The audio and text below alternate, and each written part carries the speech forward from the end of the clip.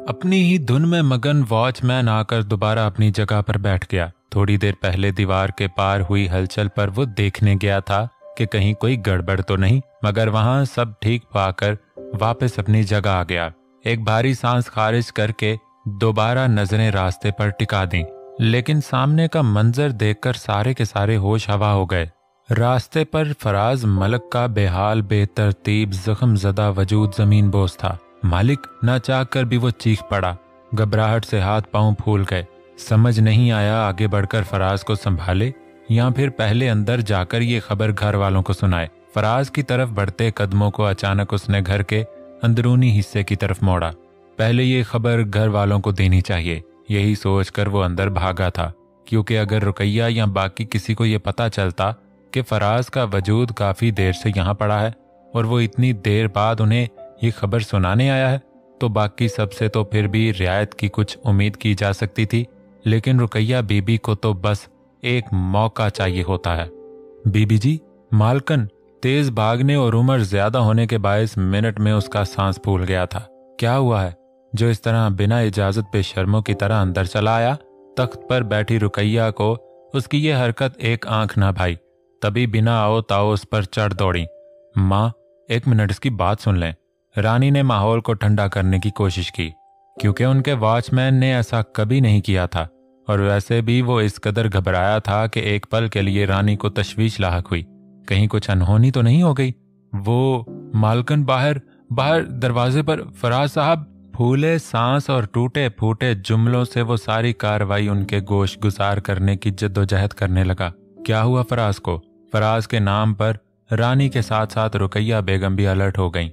वो बाहर जख्मी हालत में। उसकी बात पूरी होने से पहले ही रानी ने बाहर की तरफ दौड़ लगाई, जबकि रुकैया बेगम भी घुटनों पर वजन बढ़ाकर बाहर जाने के इरादे से खड़ी हो गईं। फराज की ऐसी हालत देखकर वो चिल्ला उठी। माथे पर परेशानी के हजारों बल पड़ गए। फराज, ये क्या हो गया? रानी ने आगे बढ़कर फराज के वजूद को सीधा करने की कोशिश की। अम्मा, अरहम को फोन लगाए जल्दी। आंखों से आंसू जारी हो गए। आखिरकार उनका शक बिल्कुल सही निकला। इतने दिनों से उन्हें कुछ गलत होने का जो एहसास हो रहा था वो बिला वजह नहीं था। बिला सोचे समझे वो इन गुंडों से भिड़ गया था।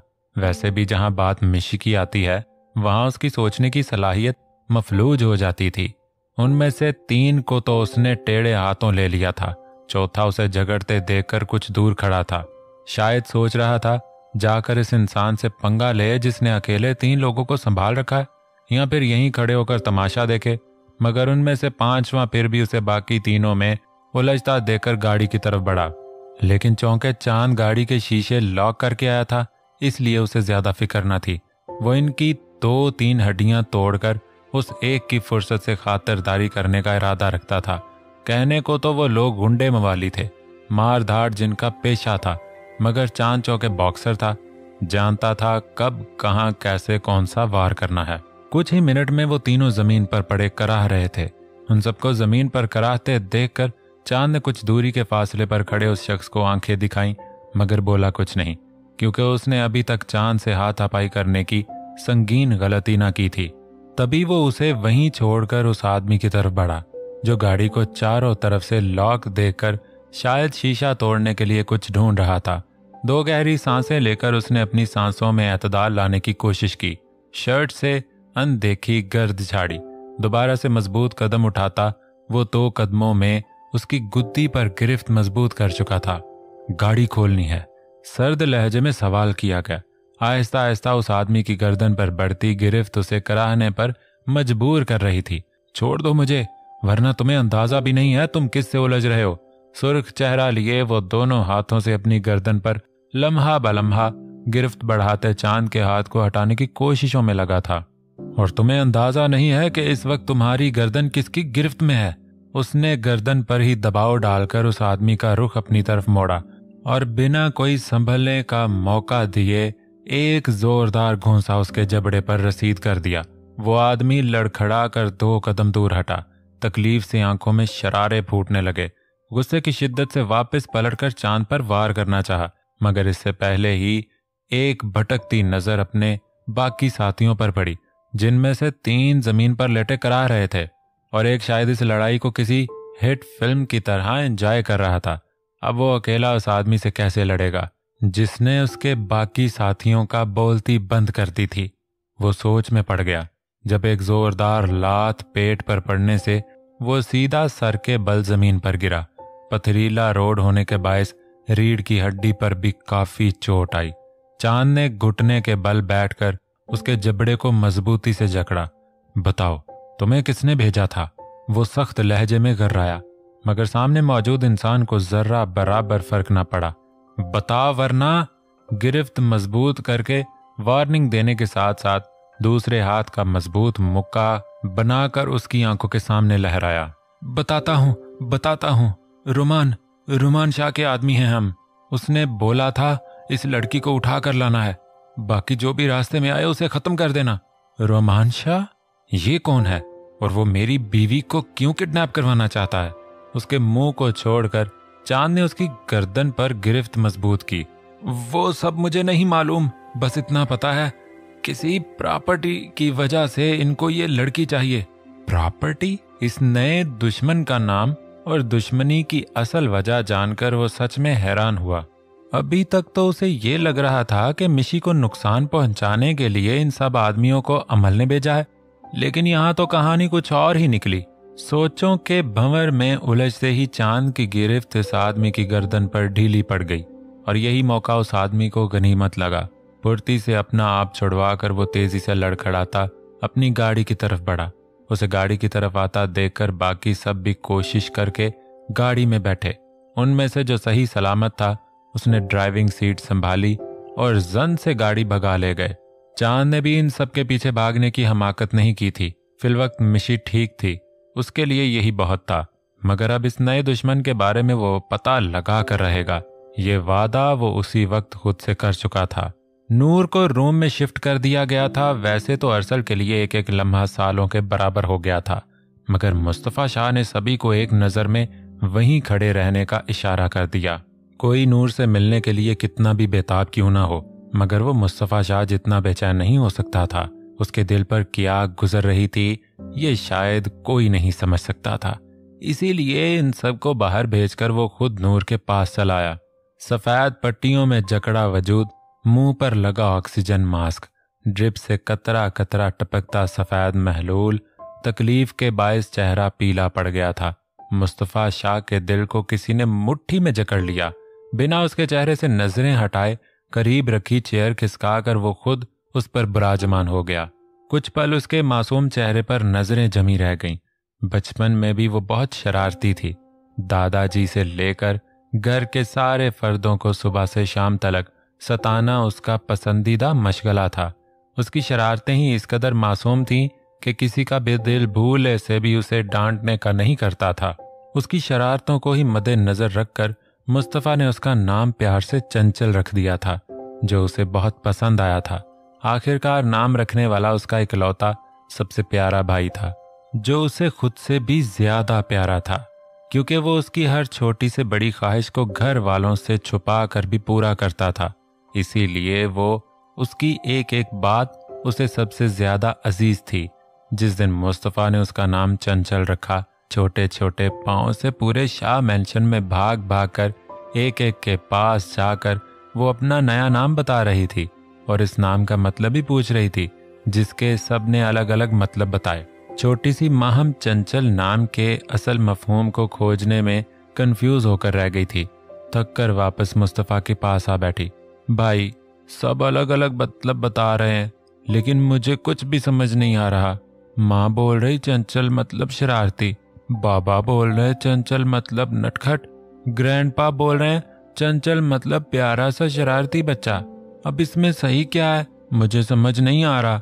आपने ये नाम रखा है तो आप मुझे इसका मतलब भी समझाओ। अपनी नन्ही परी के चेहरे पर एक आम से लफ्ज को लेकर परेशानी के आसार देख के उसे हंसी आई।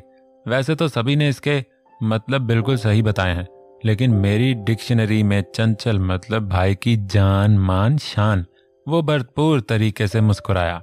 छोटी सी माम भी खुशी के मारे चहक उठी। बाकी सब भी उससे बहुत प्यार करते थे, मगर मुस्तफ़ा के साथ वो हमेशा से ही बहुत ज्यादा अटैच थी।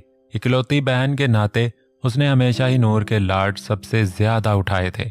जैसे जैसे वो बड़ी होती जा रही थी, उसकी शरारतें जोर पकड़ती जा रही थीं। मुस्तफ़ा ने उसे काफी बार ज्यादा शरारतें करने से मना भी किया था, लेकिन वो तो हमेशा से ही सबकी लाडली रही थी। इतनी आसानी से भला कैसे बात समझ आती? मना किया था ना, देखा आज तुम्हारी एक छोटी सी शरारत के बायस क्या से क्या हो गया। जान निकल गई थी मेरी। अगर तुम्हें कुछ हो जाता तो मैं क्या करता, ये मैं खुद नहीं जानता। इतनी बड़ी हो गई हो, फिर भी शरारतों से बाज नहीं आती। आज दूसरी बार मुस्तफ़ा शाह दिल खोलकर रो रहा था। पहली बार वो तब रोया था जब उसकी दुनिया उजड़ गई थी, और दूसरी बार आज। हालांकि वो सही सलामत थी, मगर फिर भी वो रो रहा था। शायद ये खुशी और तशक्कुर के आंसू थे कि अल्लाह ने एक बार फिर उसे टूटने से बचा लिया। तुम होश में आ जाओ, फिर तुम्हें बताता हूँ दूसरों को कैसे सताया जाता है। आंसुओं को बेदर्दी से साफ करके वो उसे वार्निंग दे रहा था। हालांकि वो जानता था उसकी ये वार्निंग खोखली थी। वो तो उसे फूल से चोट आने ना दे। जल्दी से होश में आ जाओ, मेरे कान तरस गए हैं तुम्हारे मुंह से अपने लिए लफ्ज भाई सुनने को। वो बेबसी से गोया हुआ। कुछ चीजें ऐसी ही होती हैं जिन पर चाह कर भी इंसान अपना अख्तियार नहीं कर पाता। अगर कुछ कर सकता है तो वो बस दुआ है। दरवाजे के पार से असवद ने शायद पहली दफा मुस्तफ़ा शाह को रोते हुए देखा था, वरना तो बचपन में भी वो रोने वाली बात पर भी न रोता था। एक पल के लिए उसके दिल ने भी दुआ की, काश नूर की याददाश्त वापस आ जाए, ताकि शम्स साहब और मुस्तफ़ा शाह की जिंदगी में खुशियों को डेरा जमाने की एक और वजह मिल जाए। अरे वाह, क्या बात है मेरी बेगम की। यहाँ शौहर को चोट आई है और ये है कि सारी दुनिया बेचकर सो रही हैं। चांद ने जब मिशी को अभी तक बेखबर सोते देखा, कुछ पल के लिए कुड़ के रह गया। मगर ये एक तरह से अच्छा हुआ था कि वो इस सारी सूरत हाल से बेखबर थी, वरना एक बार फिर से उसका दिमाग पुरसकून होने के बजाय परेशानियों के जद में आ जाता। हाथों से धूल और शर्ट झाड़ कर बालों को ठीक करता, वो गाड़ी अनलॉक करता, दोबारा ड्राइविंग सीट पर आन बैठा। एक नज़र उसके बेखबर सोए वजूद की तरफ डाली और बिना वक्त जाया किए गाड़ी जन से भगा दी। मुस्तफ़ा जैसे ही नूर के पास से गया, उसके बाद असवद और किर्रत उसे देखने रूम में चले गए। अरसल ने खुद ही उन्हें पहले अंदर जाने का बोला था, क्योंकि वो चाहता था कि नूर से मिलकर वो दोनों घर चले जाएं। वो काफ़ी देर से यहाँ आए हुए थे, इसीलिए वो उन्हें घर भेजने का इरादा रखता था। मुस्तफ़ा से भी उसने खुद यहाँ रुकने की रिक्वेस्ट की थी, वरना मुस्तफ़ा शाह जिस कदर नूर को लेकर हसास था, किसी को भी उम्मीद न थी कि वो अरसल की बात मान लेगा। मगर वो पहली दफा में ही जब मान गया तो एक पल के लिए सबको हैरत का झटका लगा। वो ऐसा ही था, हमेशा सबकी सोच के बरखिलाफ काम करना शायद उसकी आदत थी, या फिर पसंदीदा मशगला, ये तो सिर्फ खुदा ही जानता था। कुछ देर बाद असवद और किर्रत भी उसे देखकर वापस आ गए और घर जाते हुए अरसल को अपना ध्यान रखने का भी बोल गए। उनको कुछ देर जाता देखकर गहरी सांस भरकर वो खुद भी इस कमरे में दाखिल हुआ, जहां वो आसपास की हरकतों सकनात से बेखबर सबकी जान सूली पर लटकाकर खुद खामोशी से सोने का शुगल फरमा रही थी। एक नज़र उसके बेखबर सोए वजूद पर डाली, फिर एक नज़र घड़ी की तरफ देखा। डॉक्टरों के मुताबिक उसे कुछ देर में होश आ जाना चाहिए था, मगर वो अभी तक होश में ना आई थी। वो खामोशी से उस चेयर पर आन बैठा जहां कुछ देर पहले मुस्तफ़ा शाह उठकर गया था। आई एम सॉरी, मुझे तुम्हें छोड़कर नहीं जाना चाहिए था। अगर मैं तुम्हें छोड़कर ना जाता तो शायद हालात इस कदर ना बिगड़ते। वो अपने ना करदा गुनाह पर भी नादिम था। उठ जाओ नूर, बहुत देर हो गई है। देखो अब तुमने वाकई में सबको बहुत ज्यादा परेशान कर दिया है। हम सब यहाँ फिक्र में हलकान हो रहे हैं, लेकिन तुम्हारा अभी तक मन नहीं भर रहा। अगर तुम इसी तरह हम सबको सताती रही तो मैं नाराज हो जाऊंगा, और जब मैं नाराज होता हूँ तो जल्दी से राजी नहीं होता। तो क्या तुम मुझे नाराज देख सकती हो? नहीं ना, तो फिर उठ जाओ। तुम मुझे परेशान करना चाहती थी, देखो मैं बहुत परेशान हो चुका हूँ, अब मुझ में हिम्मत नहीं बची, प्लीज उठ जाओ। वो आज बेबसी की इंतहा पर था, मगर नूर का खुद पर कोई बस न था। वो तो जिंदगी और मौत की बहुत बड़ी जंग से जूझ के अब कुछ पुरसकून हुई थी। एहसन मेरी बात ध्यान से सुनो, तुम जाओ और इस मॉल के खारजी दरवाजे पर लगे सीसीटीवी कैमरे से हुई कल सारे दिन की रिकॉर्डिंग लेकर आओ। मेरी मैनेजर से बात हो गई है, तुम उसे जाकर बोलना कि मुझे मुस्तफ़ा शाह ने भेजा है। वो तुम्हें तमाम रिकॉर्डिंग उठा कर दे देगा। ठीक है सर, मगर ये रिकॉर्डिंग आप क्यों मंगवा रहे हैं? बल्कि मुझे आपको एक और खबर देनी थी। एहसन, ये रिकॉर्डिंग मेरे लिए बहुत ज़रूरी है। गहराई से सोचने पर मुझे ये एहसास हुआ है कि ये कोई आम ताम एक्सीडेंट नहीं था, बल्कि एक सोची समझी प्लानिंग के तहत किया गया अमल था। ये आप कैसी बातें कर रहे हैं सर? एहसन को सच में फिक्र लाहक हुई।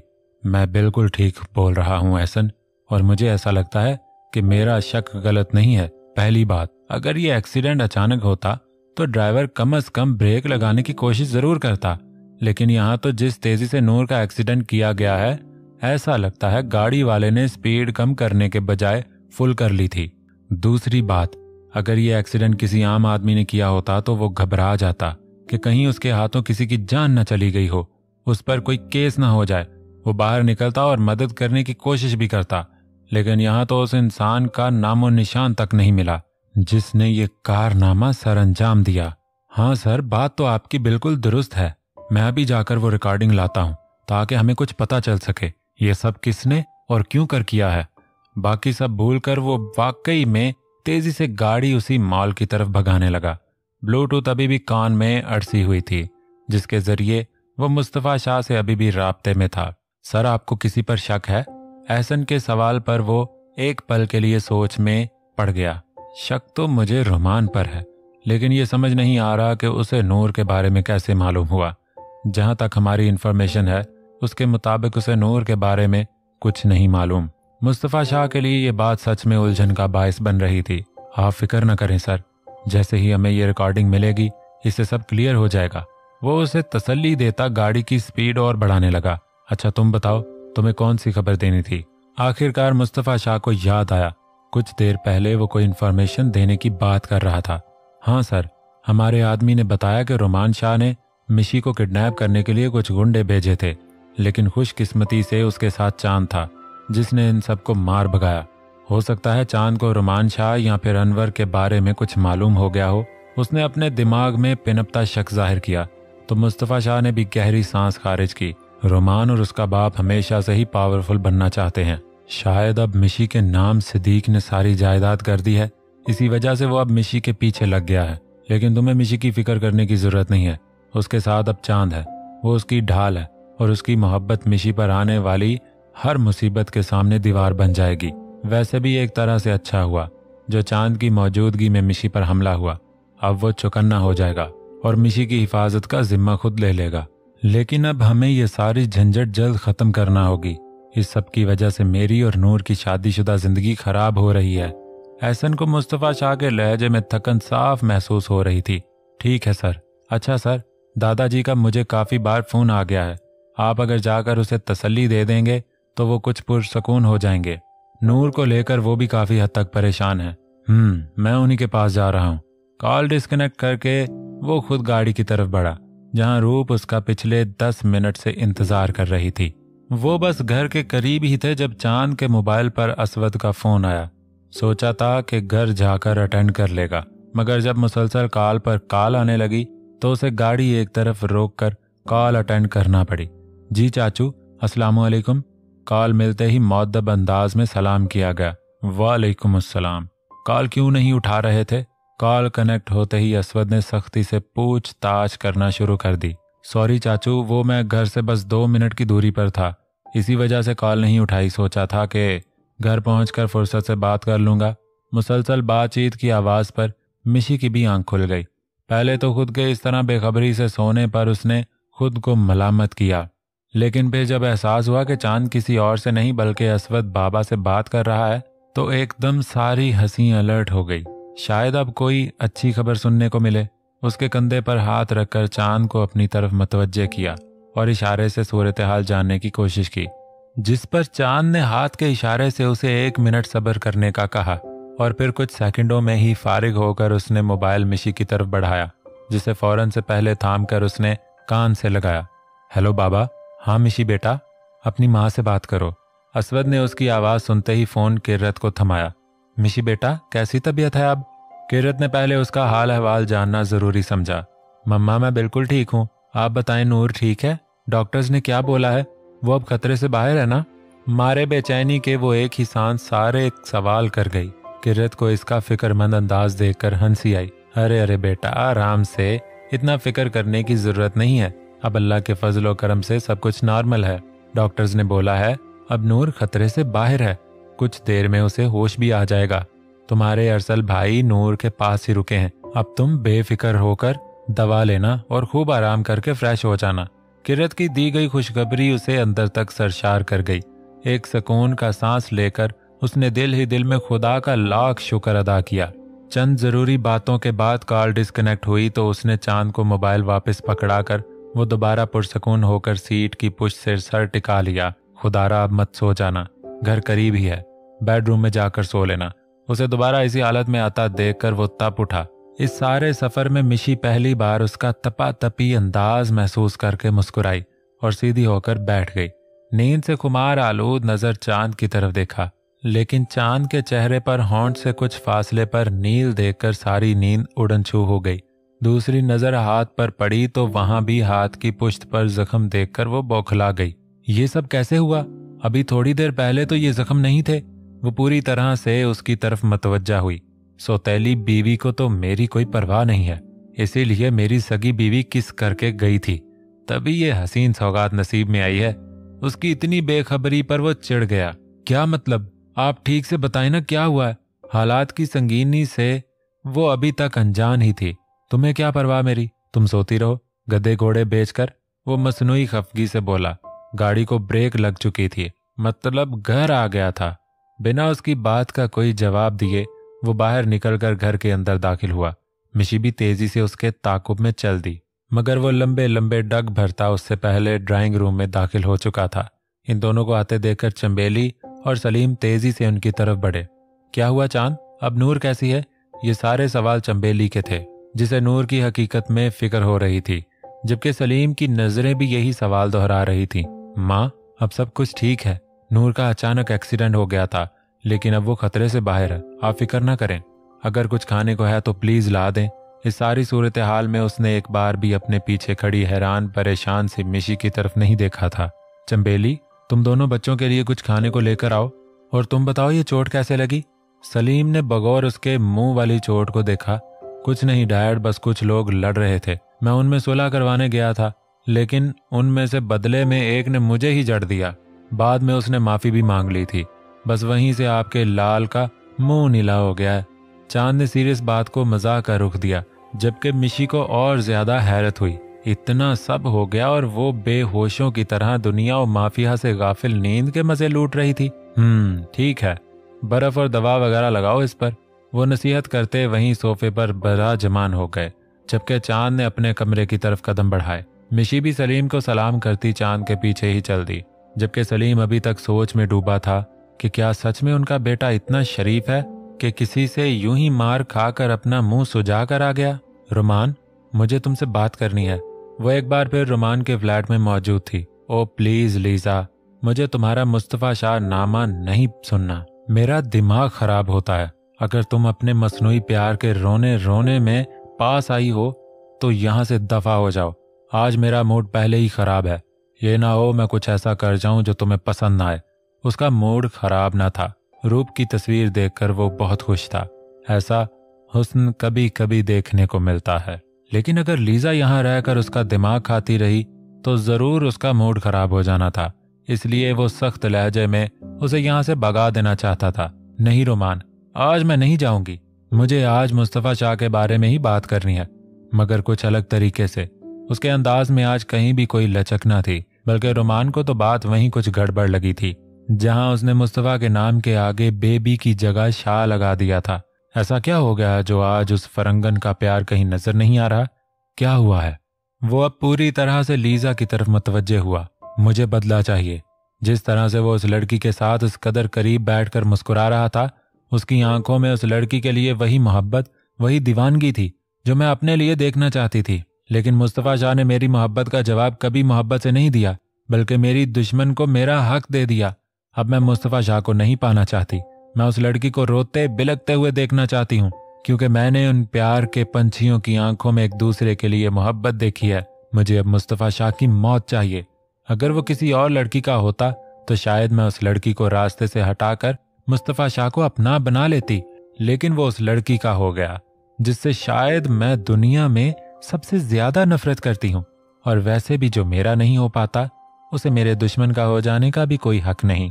आज उसके एक एक लफ्ज से नफरत का जहर टपक रहा था। मुस्तफ़ा शाह का नया दुश्मन पैदा होता देखकर रोमान शाह के दिल में सुकून की लहरें दौड़ गई। शैतानी मुस्कुराहट ने चेहरे का अहाता कर लिया। ओ लीजा बेबी, तुम फिक्र ना करो।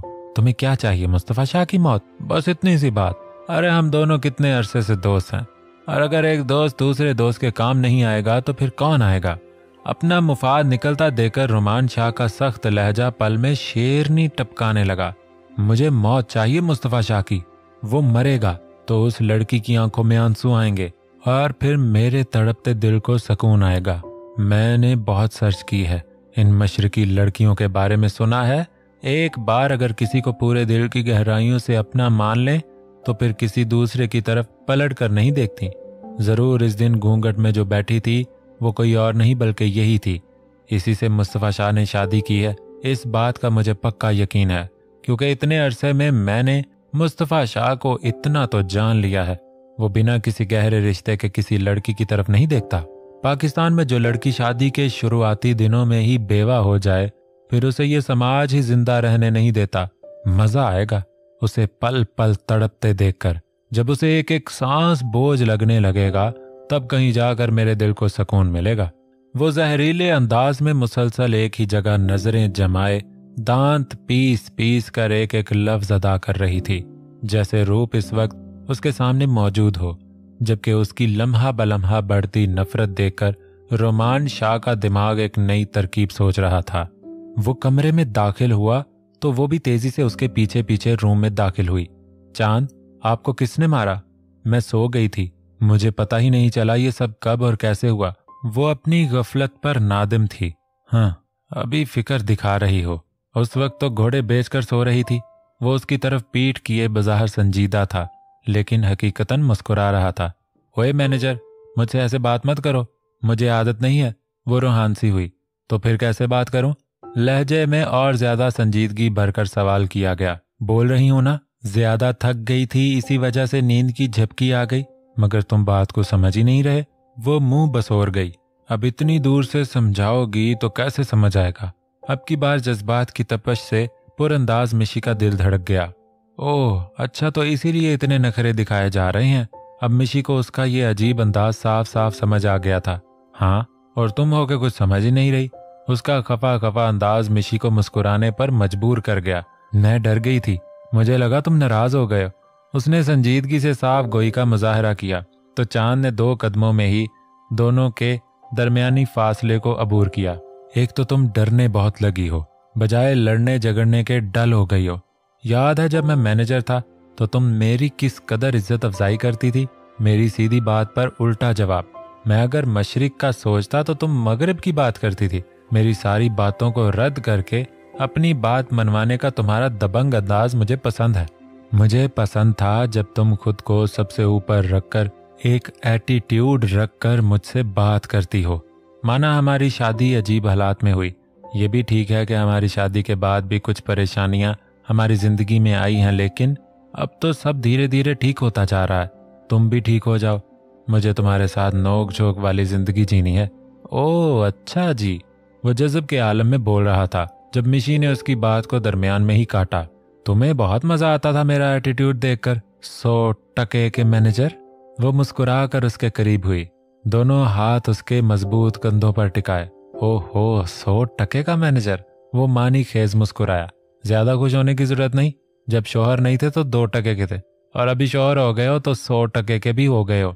अच्छा देखो, यहाँ बहुत दुख रहा है, तुम थोड़ा प्यार भरा मरहम लगा दोगी तो हो सकता है इस दर्द की शिद्दत में कुछ कमी आए।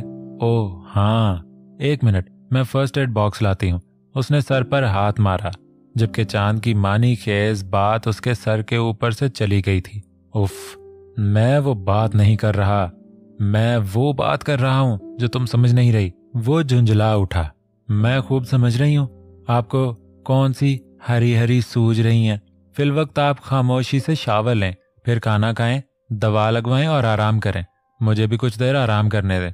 मैं सच में बहुत थक गई हूँ, बज़ाहिर वो सरसरी अंदाज में उसे अपनी परेशानी बता रही थी, लेकिन उसकी आवाज में थकन की आमेज़िश वो बखूबी महसूस कर सकता था। ठीक है, जाओ पहले तुम फ्रेश हो जाओ। वो समझ सकता था सारा दिन शॉपिंग करके और इस कदर दिमागी परेशानी वाली हालात से जूझने के बाद उसे वाकई में आराम की जरूरत थी। थैंक्स मुझे समझने के लिए। वो जाते जाते चेहरे पर गजब की मुस्कुराहट सजाए उसकी तरफ पलटी। आंखें पटपटा कर शुक्रिया अदा किया गया। ज्यादा शुक्रिया अदा करने की जरूरत नहीं है मेरी जान, इस सारे इंतजार की वसूली मैं भरपूर तरीके से कर लूंगा। उसके नाजुक से वजूद को आंखों ही आंखों में सराह कर जब उसने मानी खेज अंदाज में आंख मारी, मारे शर्म के उसके गाल पल में धकने लगे। बेशर्म। अपनी शर्म छुपाने के चक्कर में उसे हसीन अलकाब से नवाजती वो खुद तेजी से फ्रेश होने चल दी। बस डैड, यही उम्मीद थी मुझे आपसे। कुछ भी नहीं कर पाएंगे आप। जब तक मिशी के साथ चांद है कोई उसका कुछ नहीं बिगाड़ सकता। आपने पहले ही ये काम अपने हाथों में नहीं लेना था। मारे शदीद गुस्से के वो अपने ही बाप पर चिल्ला रही थी। देखो अमल, तुम कुछ वक्त के लिए मुझे अकेला छोड़ दो। मैं पहले ही तुम्हारे दादाजी की मौत की वजह से परेशान हूँ। हालात की संगीनी का कुछ तो एहसास करो। तुम्हारे दादाजी की नेचुरल मौत नहीं हुई है, उन्हें किसी ने मारा है। उनका कत्ल कोई सोची समझी प्लानिंग लग रहा है। तुम अपने कमरे में जाओ, फिलहाल मुझे सोचने दो। अमल की चलती जुबान पर आखिरकार वो झुंझला उठे। आप बस सोचते रहें डैड, और दादाजी की मौत पर परेशान होने जैसी क्या बात है। उनकी उम्र हो गई थी, आज नहीं तो कल उन्हें मर ही जाना था। अगर किसी ने मार दिया तो क्या? आपको अपनी जिंदा बेटी की ख्वाहिशों से बढ़कर मरे हुए दादाजी की फिक्र सता रही है। अपने गुस्से में वो तमीज और तहजीब के सारे तकाजे भूल चुकी थी। शट अप अमल। उसकी बदतमीजी अनवर की बर्दाश्त से बाहर हो गई। दफा हो जाओ अपने कमरे में। वो इतनी जोर से दाड़े कि वो एक पल के लिए सहम गई, लेकिन अगले ही पल पांव पटकती अपने कमरे में चली गई। हद हो गई थी। अनवर ने भले अपने दुश्मनों में से किसी को ना बख्शा था, मगर अपनी बेटी और बाप के साथ वो हमेशा से ही मुखलिस रहा था। लेकिन अब उसका बाप भी चला गया था और बेटी भी हाथों से निकल गई थी, जबकि इस बार भी वो रुमान शाह का काम करने में नाकाम रहा था।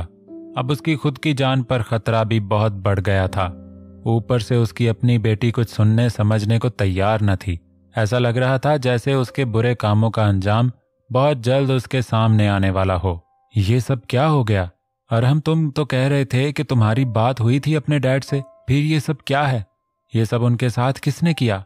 रानी ने अरहम पर सवालों की बौछार कर डाली थी।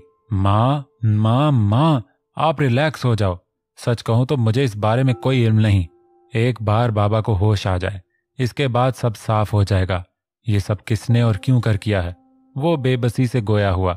अपनी माँ को रिलैक्स करने के लिए उसने कुछ दिन पहले जो झूठ बोला था, आज जब सच सामने आया था समझ नहीं आ रहा था कैसे अपनी सफाई दे।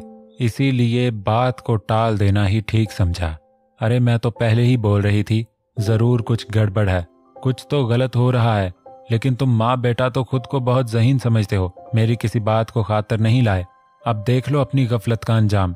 रुकैया बेगम ने भी ऐन मौका पर ताना दे देना अपना फर्ज समझा। माँ प्लीज, आप कुछ देर के लिए खामोश हो जाएं।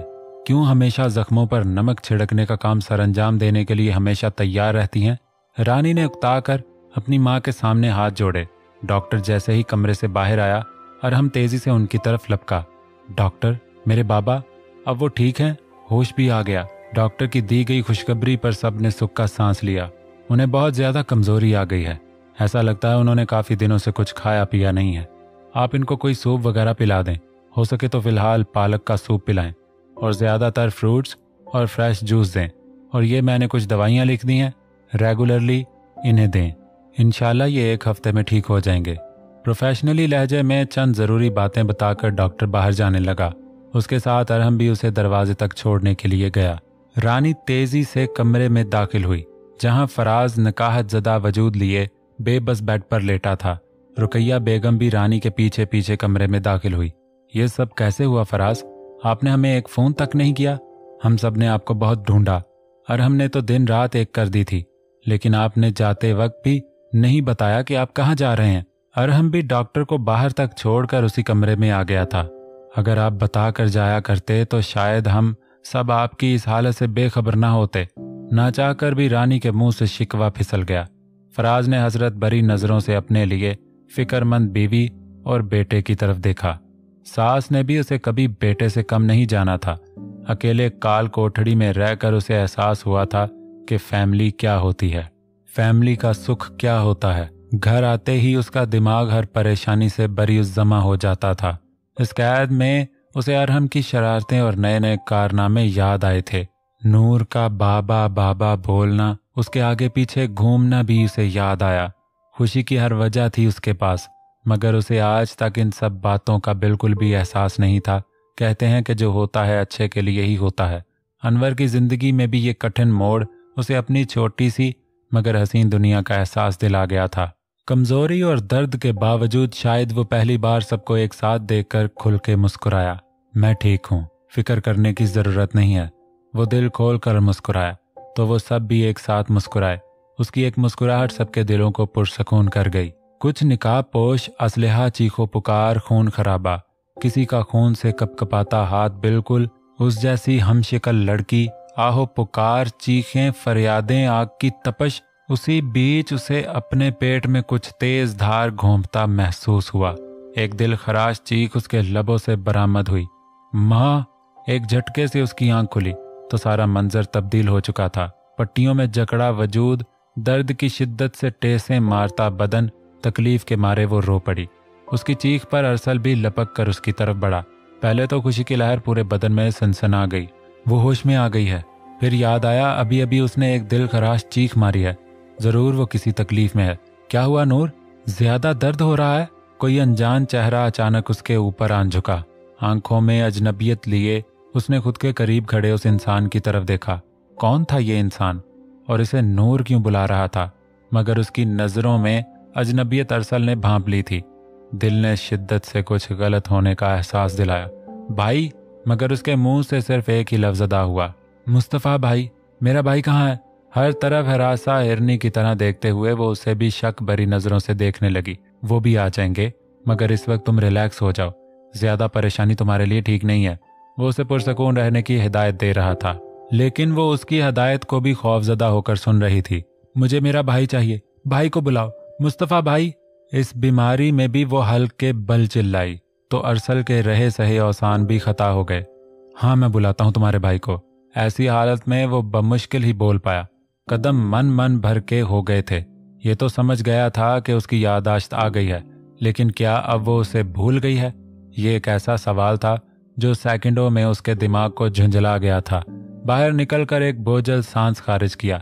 इधर उधर देखने पर मुस्तफ़ा शाह कहीं नजर नहीं आया तो मोबाइल निकालकर उसे फोन करने का सोचा। इसके अलावा और कोई रास्ता भी तो नहीं था।